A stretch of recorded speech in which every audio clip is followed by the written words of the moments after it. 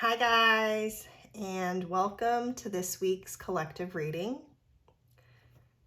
If you watch these regularly, you may notice that these decks are just completely different from what I tend to use most often.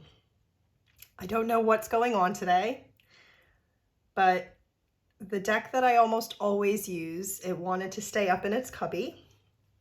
And then these are the ones that did want to be played with. So let's go ahead and see what they are sharing with us today. So we are starting with this beautiful sacred geometry card of Starry Dreams. And this is really beautiful as I really feel the power and structure of the pentagon. But interwoven in it is this subtle nod to the flower of life. I really feel the masculine and feminine energies weaving together in this card.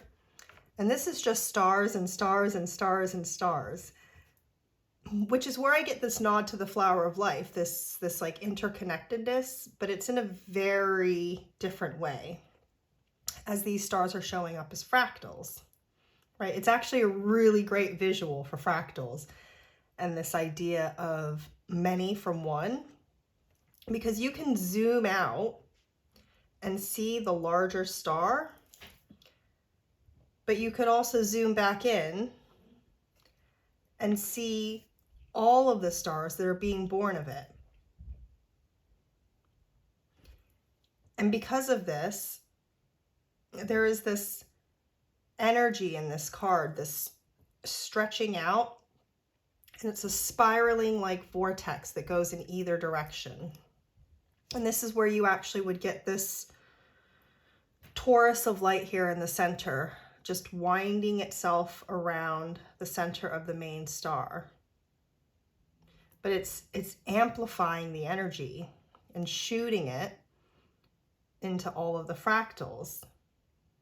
And as each fractal will also have its own unique energy, you can imagine that this toroidal light surrounds the center of each individual star in this photo, giving it its own light.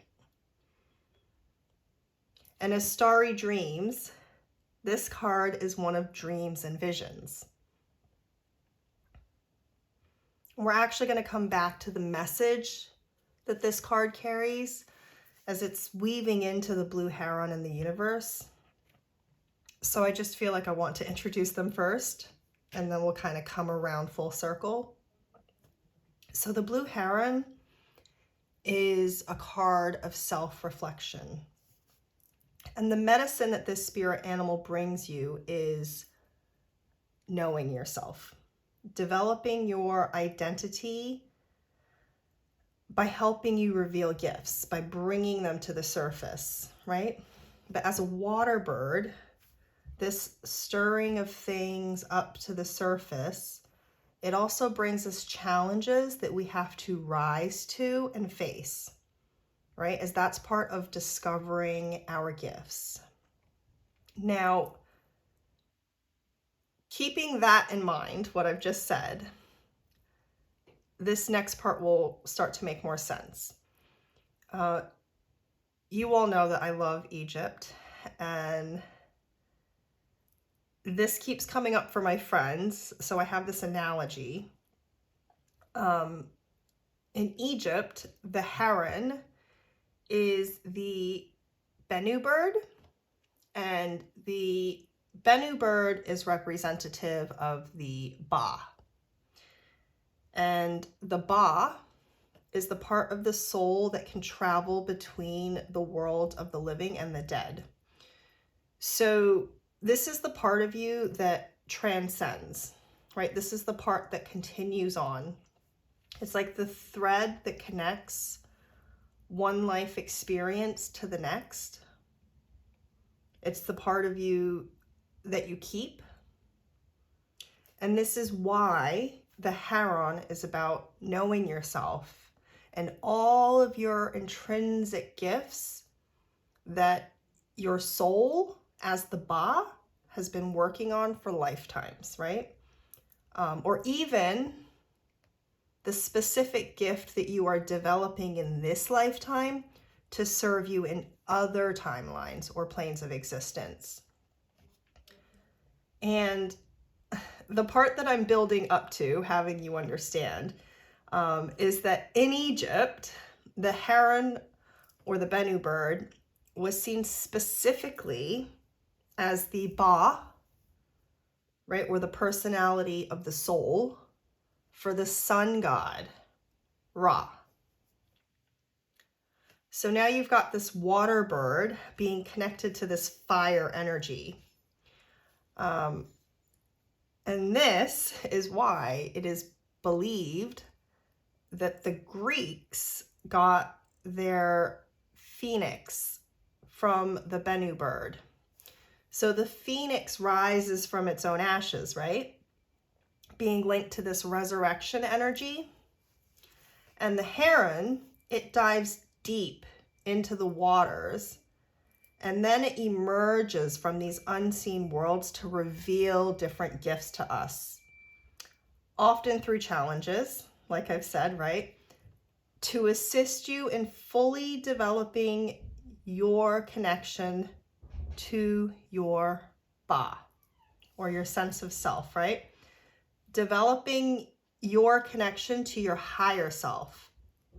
Because when you are connected and you know yourself, then you know how to work with yourself. So going back to Starry Dreams, this is connecting with each and every facet of yourself. Then you will know how to work with yourself. Right?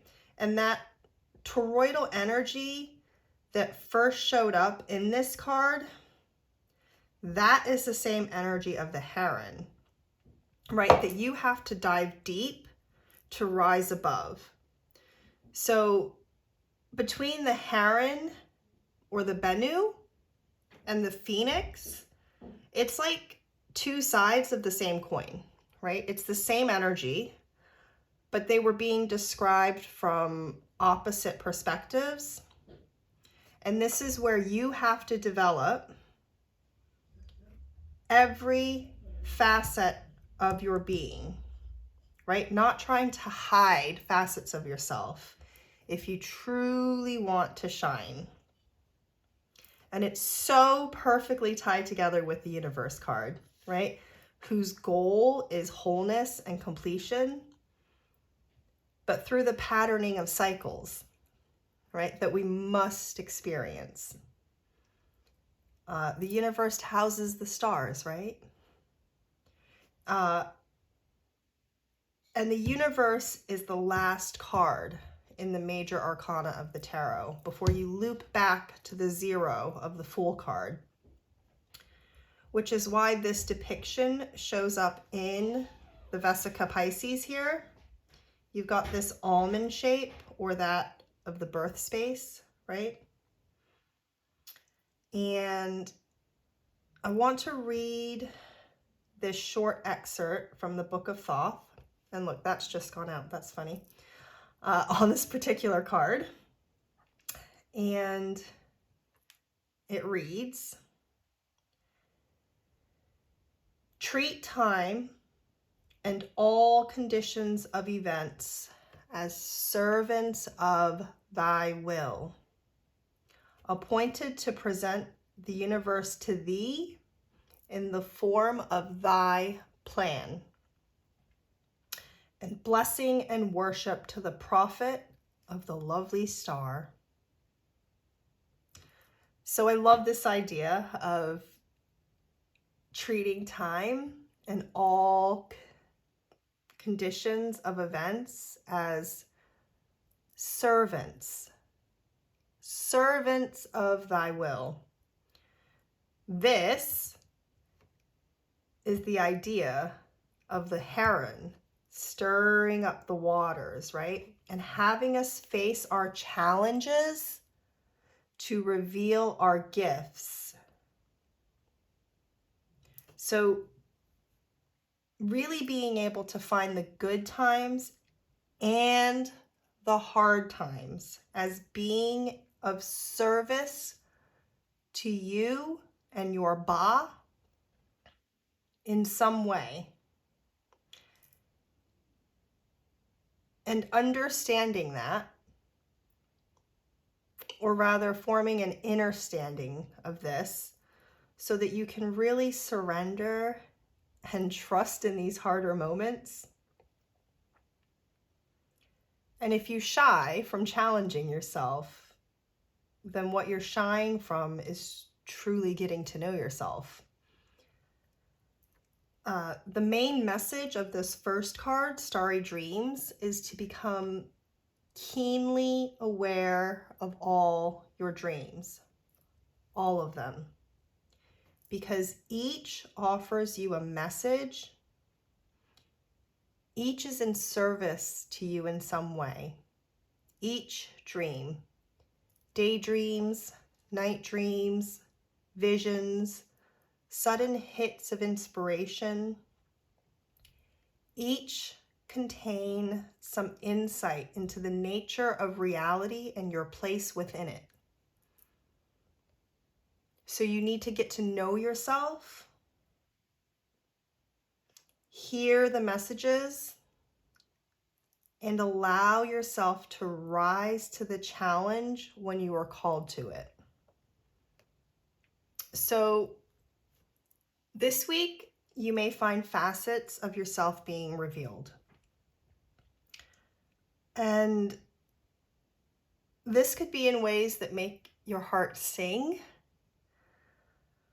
or it could be in ways that feel rather challenging. So do your best to understand in these moments that whatever is happening in service to yourself in some way.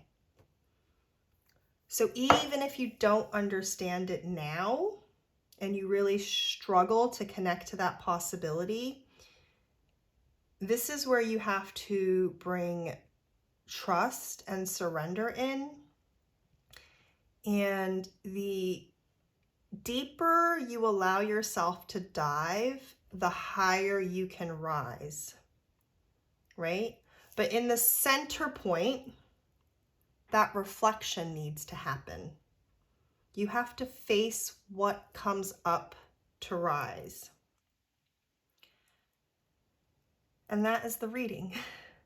As always, I hope it helps you to navigate your week and whatever is thrown your way.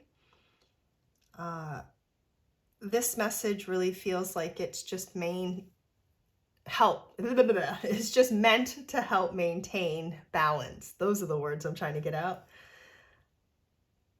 So it's just trying to help us maintain balance within our mental sphere this week as things are being thrown at us. And that's it. I will speak to you all soon. Bye, guys.